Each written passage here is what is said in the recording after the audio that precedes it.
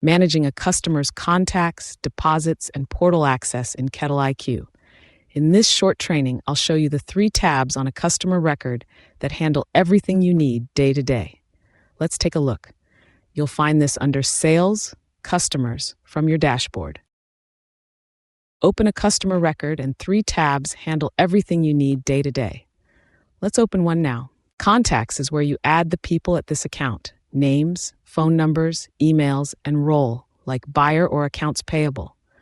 Deposits tracks keg and container deposits this customer is holding, so you always know their balance and can settle it against a future credit memo or invoice. Portal access is where you invite this customer into their own ordering portal, enter their email, set their access level, send the invite, and from there, they can place orders and check invoices themselves. Use these 3 tabs together whenever you set up or update a customer.